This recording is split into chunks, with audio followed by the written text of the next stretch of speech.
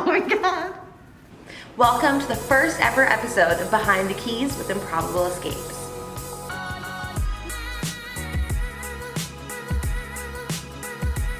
For those of you that aren't familiar with Improbable Escapes, we are an escape room located in Kingston, Ontario, Canada, and we are this city's #1 fun thing to do. My name is Melissa, I'm one of the co-owners of Improbable Escapes. We'll be releasing episodes every Tuesday and Friday, so make sure to subscribe to us on YouTube or like us on Facebook to follow along. On every second Tuesday of the month, we'll also be doing live videos both on YouTube and Facebook where you can ask any of our game developers any questions. So for example, what we're up to right now or what we're building, or if you have any questions about any of our games. So definitely comment below if you want to ask any of our game developers any questions. So for our first episode, we thought we'd talk about some funny stories about working in escape rooms, and I thought I'd just start off with mine. Alright, so my story happened about a week ago. I walked into our game, The Legend of the Mayan Temple, which is a fully immersive game, one that took us about 6 to 8 months to build, from the fruition of the idea to the actual build out.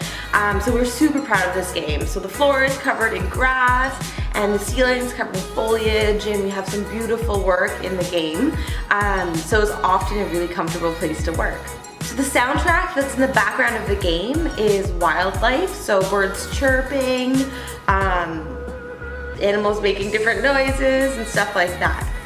So that day when I came in to work in the space, I noticed that there was a bird noise that sounded a bit too close and a bit too loud to be a part of the actual soundtrack.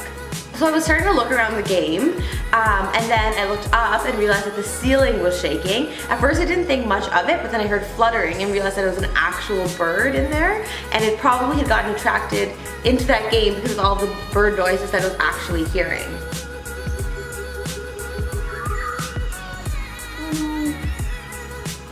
Oh no, I think it's stuck. Oh no. So I kind of stood there for a few seconds because the fluttering was above the exit door, and so I just wanted to see if the bird would come out, and I didn't want to walk out of the room in case a bird just dropped on my head. So after about 5 or 10 seconds, the bird actually dropped out of the ceiling and flew and perched itself up in front of a screen that we use for our timer. So there was this bird between me and the exit of the room.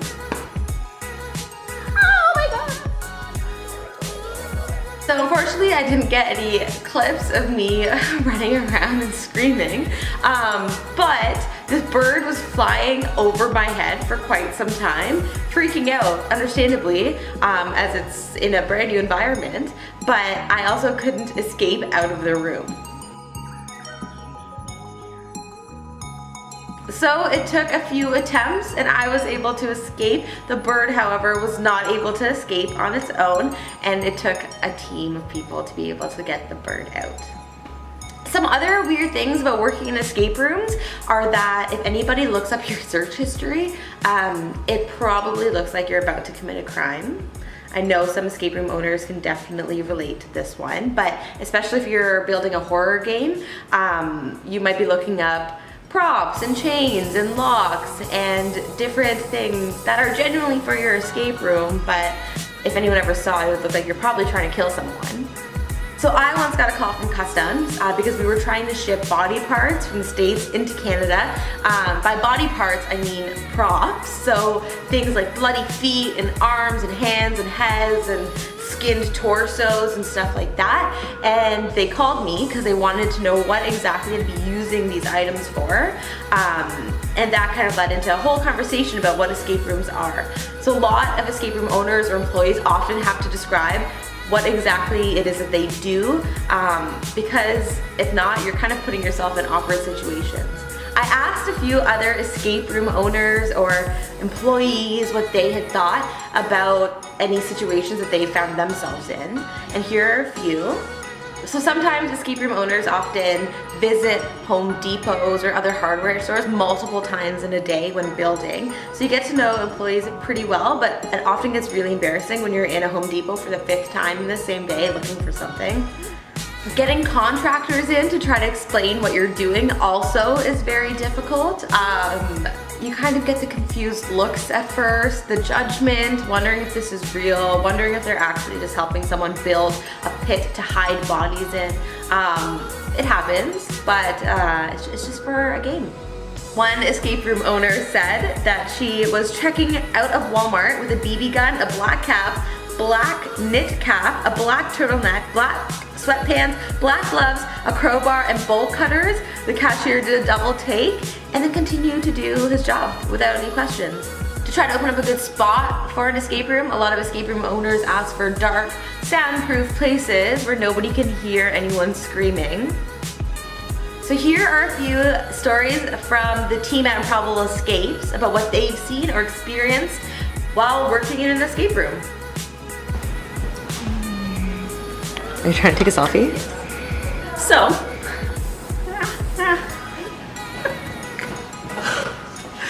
introduce yourself. hi, my name's Emma. I'm the Director of Game Experience and Design here at Improbable Escapes. The weirdest thing that's ever happened to me here is one day I was with a few other people, and we heard noises coming from the basement. Now, this is weird because no one else was in the building with us. So we looked at each other, we were a little freaked out, gathered up our courage, went downstairs. What we saw was a trail of blood going from just a door in the basement to our bathroom. It was like perfect drops of blood forming this perfect trail. It's the weirdest thing ever. We checked out the bathroom, there was no one in there, and so we decided to follow the trail the other way.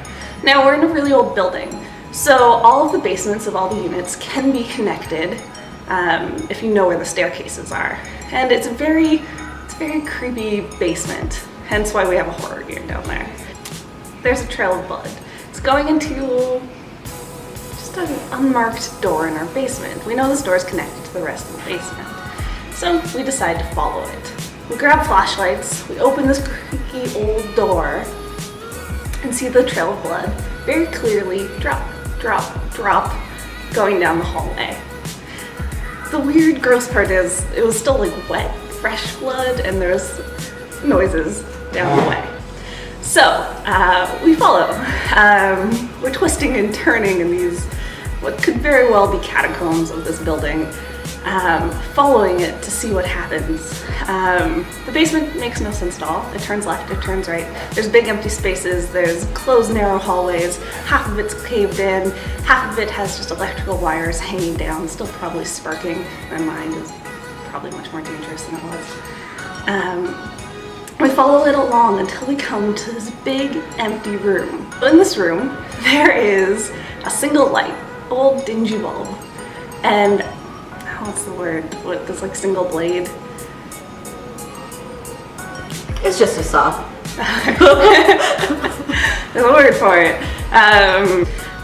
The trail of blood went further. We didn't want to follow it anymore, and we got out of there as fast as possible. A couple days later, we found out that a workman was in the basement. He cut himself and decided to clean up in our washrooms. Just never stopped to say hello. But definitely the weirdest moment I've ever had at Improbable Escapes. I'm Adam Ellis, and I help design and build the games puzzles here. I'm Devin Ellis, and I help build, I guess, and decorate. No, we're I feel like most people would be able to tell that. yeah, we're pretty similar. So we were cleaning out the basement and found many things. One of which was a really crusty pair of underwear.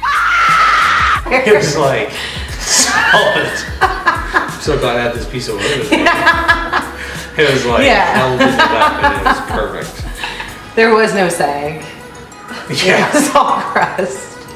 It was men's, I'm pretty sure, right? Definitely. You can scratch a couple people off the list. Yeah, that's a good point. It's like 3 people it could be. There was a dead rat in a cage. Everyone was like, "We gotta get rid of this rat," and I had to prove my mettle. So I just reached in and grabbed the dead rat, and it looked like a reasonable dead rat. And then I grabbed it, and it just like disintegrated as I pulled it out. So I had the tail, and who the hell knows what else was attached to it, but just dust and hell.